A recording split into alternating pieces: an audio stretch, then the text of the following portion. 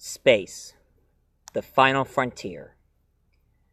These are the voyages of the starship, well, whatever ship the characters are in depends on what ship they're in. Their continuing mission to explore strange new worlds, to seek out new life and new civilization, to boldly go where no man or no one has gone before. Hey everyone, it's me, your old friend, multi-voice reviewer, aka Michael Grimm. Now, I remembered that my last review, I should have reviewed Wonder Woman, but something just pretty much caught my attention that I should do a really good review of. And as you can see, my old Doctor Who uniform, and I know the Doctor doesn't wear something like this. This is my idea. In case if I decide to go to England and become an actor and have a chance to play the Doctor, because I do have a pretty good British accent. The reason why I'm dressing up as Doctor Who is because, well, I don't have a Star Trek uniform. And since the Doctor Who can go through time and space, he would have met the Star Trek characters. Actually, come to think of it, they did do a comic book where Star Trek Next Generation meets Doctor Who. And I would love to have that on... I would love to have the graphic novel of that one. Oh, and in case you're wondering about my throat's getting all a little raspy, I got a bit of a sore throat, but I'm okay. Don't worry. I've been through worse. Anyway, the reason why I'm here to do that old Star Trek speech is because here's something not many people didn't even know. Today is the 50th anniversary of Star Trek. And I thought it would be best, since it's going to be the 50th anniversary of Star Trek, I decided to do a review of all the Star Trek movies I've got. The reason why I only have movies and none of the episodes, well, there's a lot to collect, that's for sure. I mean, the original series back in the 70s, created by Gene Roddenberry. Yeah, Gene Roddenberry was the creator of Star Trek. He was like the George Lucas to the whole Star Trek franchise. And now I heard that he passed away and they put his ashes on a satellite and put him into space. So he's boldly go where no one has gone before. And of course, the original series back in the 70s, it only lasted about 3 seasons because not many people didn't get into the whole Star Trek thing. So it only lasted about 3 seasons until they finally got Star Trek back into fame, and that's when the movie came out. And on Star Trek Next Generation got my attention because I was born in 1985, and Star Trek came out about the about the late 80s. And Star Trek Next Generation only lasted about 7 seasons, and I couldn't collect all of them. Along with Star Trek Deep Space Nine, my favorite Star Trek franchise, that only lasted about 7 seasons. And Star Trek Voyager, where you have Captain Janeway, Voyager lasted about 7 seasons as well. And of course there was an animated series of Star Trek after the 3rd season ended. It only lasted about 2 seasons. And then after Voyager ended, they decided to do another franchise, and it's more of a prequel series, and it was called Star Trek Enterprise. And it's supposed to take place before Captain Kirk. But sadly, that season only lasted about, say, like 4 seasons. Because most people are more into the futuristic, onto the future instead of the past. But Star Trek is hard to end right there, because I've been noticing, if you ever go to YouTube, there are tons and tons of fan-made films of their version of Star Trek. And I've seen some pretty good ones. You should check out this one called Star Trek Renegade. I mean, that is an awesome fan-made independent movie. And it was created by the fans and some of the cast from the original series. And of course, there is Star Trek Continuing, where it's the Captain Picard side of the story, but they decided to make the series more realistic. And here's a little shocker. Star Trek Continue, they use the same set that they use in the original Star Trek series. And the guy who plays Scotty in that series, he's the son of the real Montgomery Scott. You know, the one who always says, "I give it all she got, Captain. It's gonna blow if I push it any harder."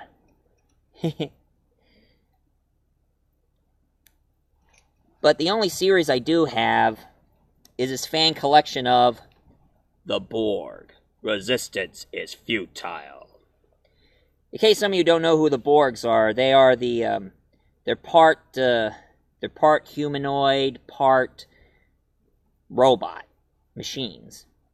And what they do is they want to assimilate, another term for change. They want to turn all the entire alien species into the Borg. So the entire species and the entire galaxy are nothing more but one single species. And they all been controlled by the Borg Queen, so they don't have independent minds. Only the Queen gives the orders. If the Queen tell one Borg to jump off the cliff, they all jump off. Yeah. And my favorite character, my third favorite character, is of course Seven of Nine. Now, I know some of you think I like Seven of Nine because how hot she looked. In that skin-tight silver outfit and all. But that's not it. It's the character herself. She is struggling on being a Borg and being human. And that's what I really liked about her. That's why Seven of Nine is my third favorite character. My first and second is Spock and Data, and I'll tell you about them soon. But let the Borg be put aside, and let's get to the movies, shall we? The first movie I'm going to tell you, is it odd that most of the odd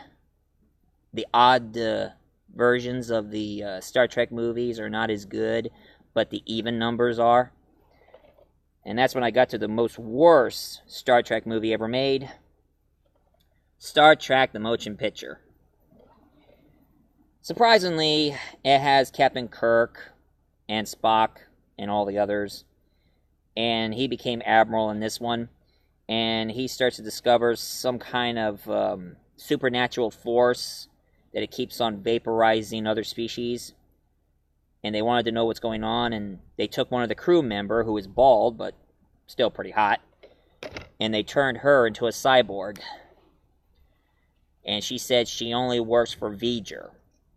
But as they got closer into the thing, they discovered that V'Ger was actually a missing satellite. It really happened in real life, called Voyager. And they were trying to find the creator of Voyager, and they think the creator is a machine, not a human.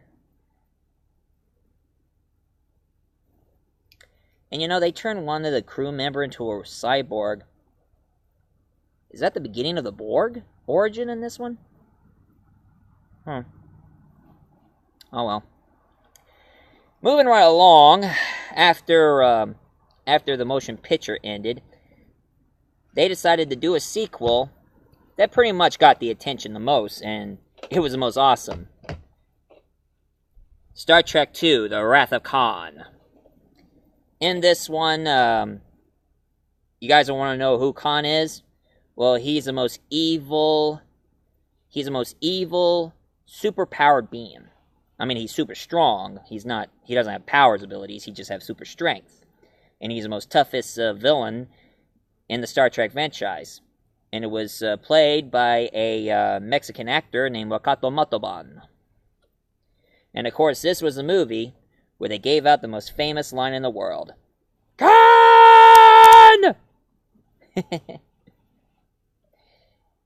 And of course, it made people feel pretty sad on this movie, because this is where Spock, the part human, part Vulcan, who is supposed to have no emotions, but he does have emotion because he's part human, and he wants to avoid emotions, he sacrificed himself to save the crew. And sadly, there's the most memorable scene in that movie, where Spock slowly dies and says this: "I always have been, and always will be, your friend. Live long and prosper. And of course, that movie was made way after the real Spock, Leonard Nimoy, passed away. It was pretty sad to see good old Leonard Nimoy passing away after all those years. It's just like what William Shatner said in the movie. Out of all the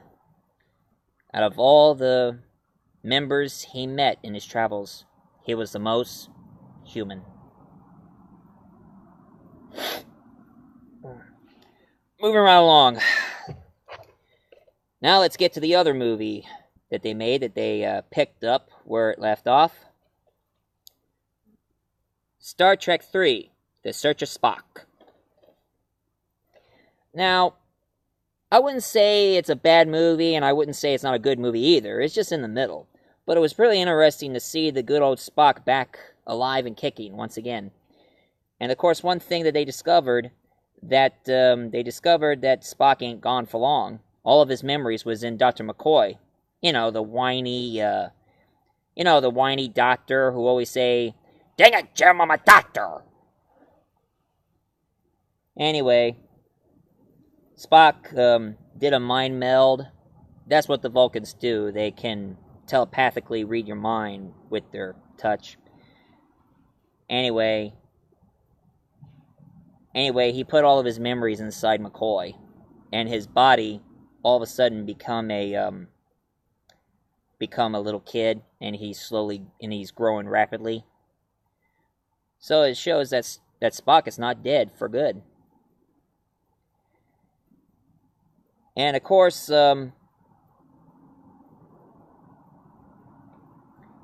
this movie is okay. It's worth a watch if you want to see Spock back alive and kicking. Now let's get to the other one who was pretty good, and it was really hilarious at the time. Star Trek IV, Voyage Home. As it turns out, there was this big beacon. It was coming towards Earth, and it was about ready to kill Earth, and they were making a noise that not many people in the future didn't even know about. But as it turns out, they're speaking whale, and they're trying to find humpback whales.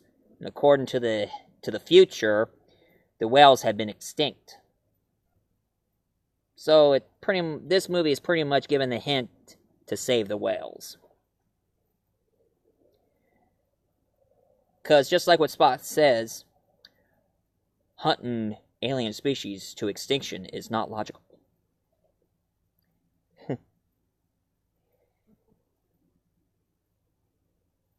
And throughout the whole scene, it's pretty funny. Like, you hear William Shatner,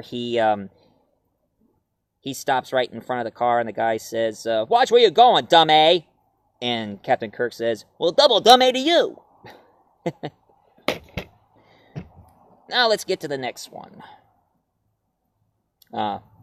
Star Trek, The Final Frontier. Oh, no, wait a minute. I got this one wrong. Oh, okay. This one's a good one. Well, not that good. In this one, they discover that Spock has a brother, and he was like, he was disowned by the Spock family, and now he's getting all religious. Well, guys were working about ready to leave.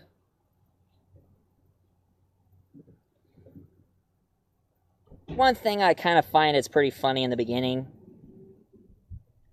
and you might find this pretty funny as well.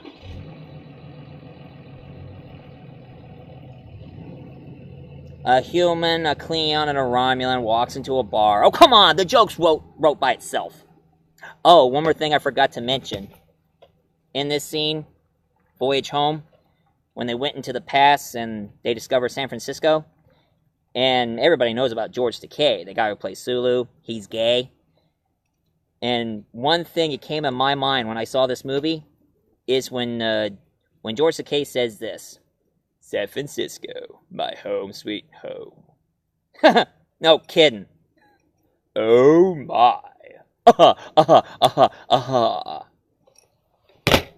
Don't tell everybody I did a George Takei impression, okay? That's just for you. Anyway, back to this one. Throughout the entire movie, oh yeah, and this one was directed by William Shatner, and that's why that movie wasn't exactly that good. In this one, you get that black actress who plays Uhura. She did a naked feather dance, and it's kind of awkward, even for a woman her age. I mean, she's like in her 70s, and she's dancing around naked with the feathers, and they're distracting the guy's attention. Ugh. And of course, as they discovered that that Spock's brother, he said he was attached to God. So, Kirk, Spock, and McCoy wants to know who this God is. I mean, is this the same God that we believe in? But as they discovered, there's just one guy who was banished, and he's a supernatural being. But the problem was, he ain't the real God.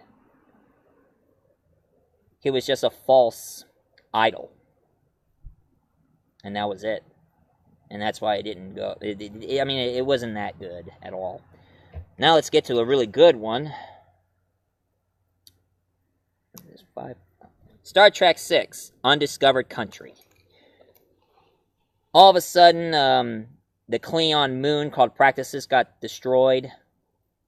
Oh yeah, and also Captain Kirk has been demoted to captain. He was once an admiral, now he's a captain again.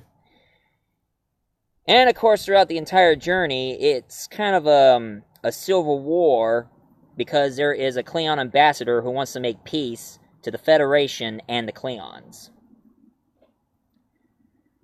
And of course, there was assassination to the ambassador, and Captain Kirk and McCoy gets blamed for it, and they go to this kind of prison called Rura Penthe. It's kind of similar to the Russian prison in the middle of a snowy area. And of course, there's this evil Klingon who has this kind of eye patch on his eye, named General Chang.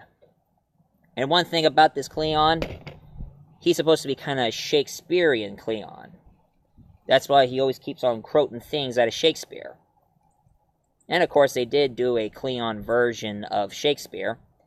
You know, I also heard that somebody did a a Klingon version of Hamlet, where they're all speaking Klingon, and they're all dressing up as Klingons. And they're the lumpy forehead aliens who are kind of like animals.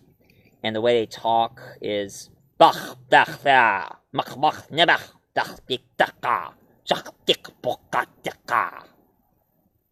And don't ask me what it says. I never studied Klingon. I never studied Klingon at all. But one thing I do know what he said, that Chang says, he always kept saying, Tach ba, tach bich. And that's to be or not to be. Shakespeare. Now let's get to the most memorable one of all, Star Trek Generations. Sadly, Spock's not in this because they did an episode of Star Trek Next Generation where Spock became an ambassador and created the peace between the Romulans and the Vulcans. And the Romulans, they're just, they're like the Vulcans. They're pointy-eared and all, but unlike the Vulcans who rely on logics, the Romulan rely on conquests and conquering and destroy. But they're very honorable species. When they go to their formidable opponent, they respect their opponents on what they're good at.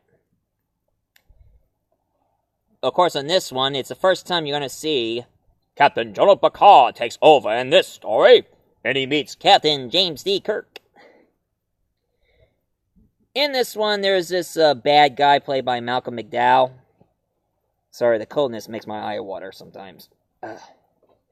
Anyway, in this one, Malcolm McDowell, he's trying to bring this kind of storm ribbon towards him, and what the storm ribbon leads to is to Nexus.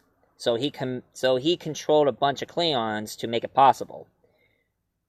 And of course, Data, being an android, he's a very intelligent android, but the problem with him, he wants to study more about being human, and he wants to have emotions.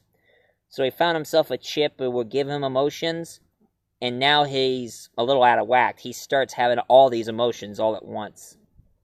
He's having fun, fear, hate, and everything. And of course saying that famous line, "Yes!" And of course, sadly, Captain Kirk dies in this movie.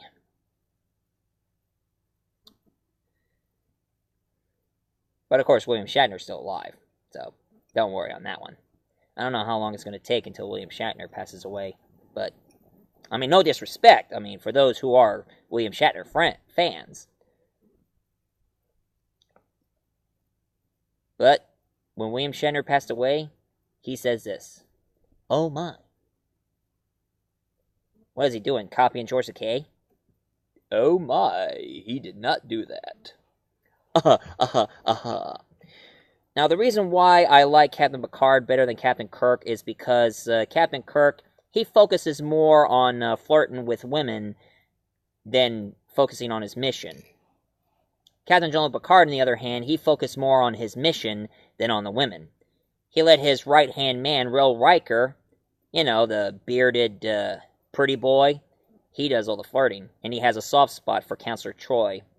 She's part human, part alien called Betazoid, and she can read people's minds, but she's a counselor.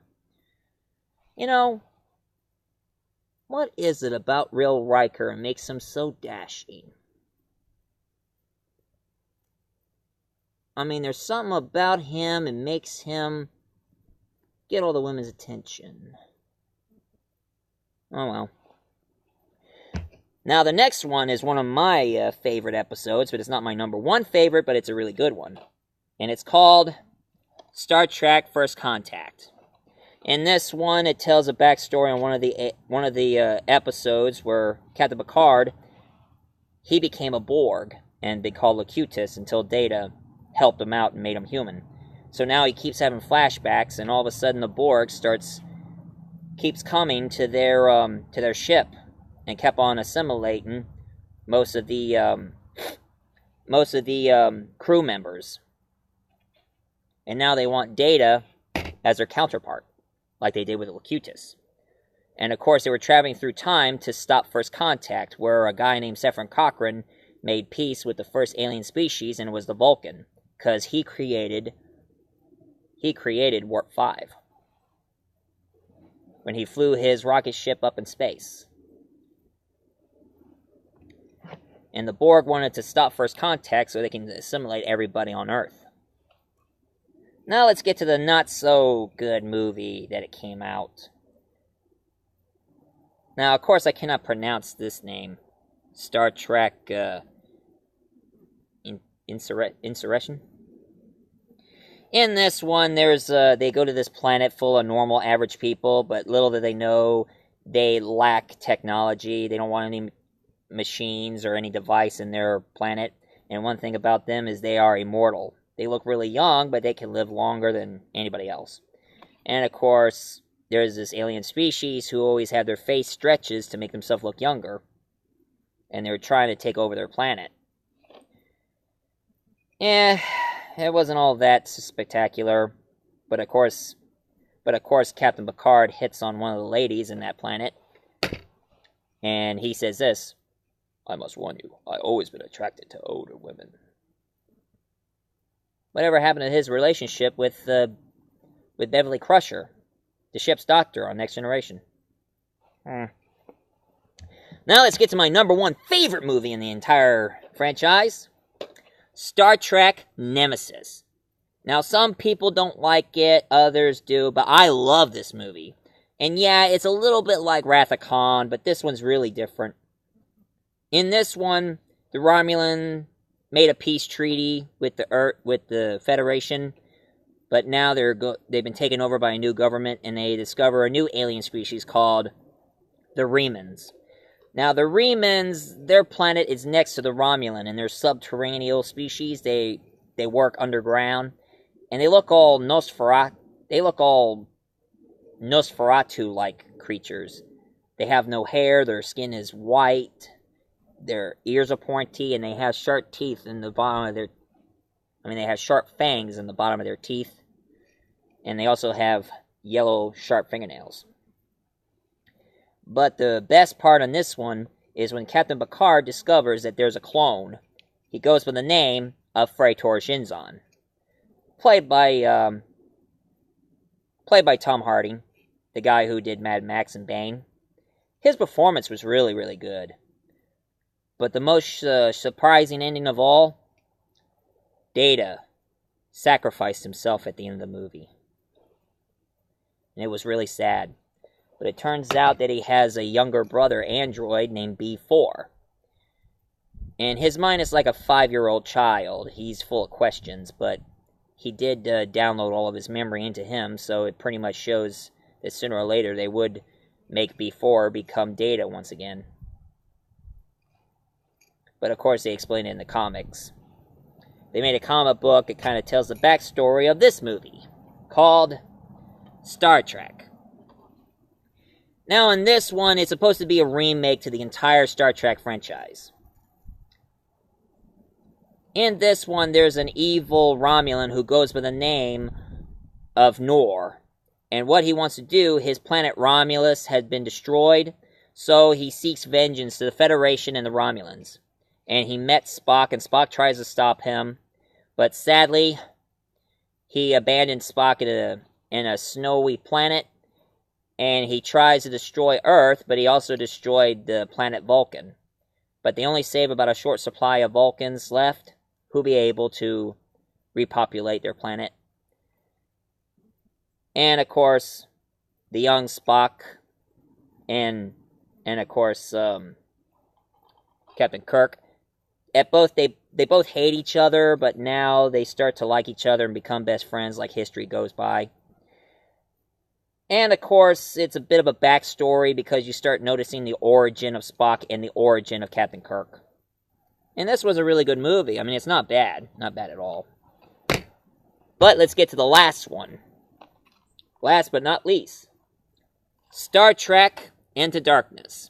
I got this on Blu-ray. In this one, they meet Khan, played by Benedict Cumberbatch. And if you ask me, I think Benedict Cumberbatch was a better actor than Rakato Montalban. I mean, I know they try to make Khan be like a Native American guy, and he's played by a Mexican actor. But Benedict Cumberbatch, he was a really good actor, and it was really awesome. And this has a lot of twists and turns. And of course, there was one side of the Federation knew about Khan, and he wanted him killed, but Captain Kirk couldn't kill him because there were more to the story. Except I don't like that blonde-haired actress that they have in this movie. I mean, she's supposed to be playing the same blonde character from Search of Spock, but I think they have her around as eye candy. And especially when they did that scene where she appeared in that, wearing a blue bra and underwear, and Kirk was staring at her, and she was like, "Turn around." Well, that's my review of Star Trek for today. And now there is a third movie coming out soon called Star Trek Beyond. I saw the trailer, and I am dying to see it. And if you want me to review it, I guess one of these days I will. But for now, this is Multi-Voice Reviewer, dressing up as the Doctor, telling you about Star Trek. And, according to my Doctor Who watch, I need to get going. So, if you like this video, leave a comment, subscribe, and, I wish I have a sonic screwdriver. I always kept telling people I want a sonic screwdriver for Christmas, but I never got it. Maybe one of these days I would find it on eBay or something. Anyway, see you guys later, and stay tuned because I think I might review Wonder Woman next. So, live long and prosper.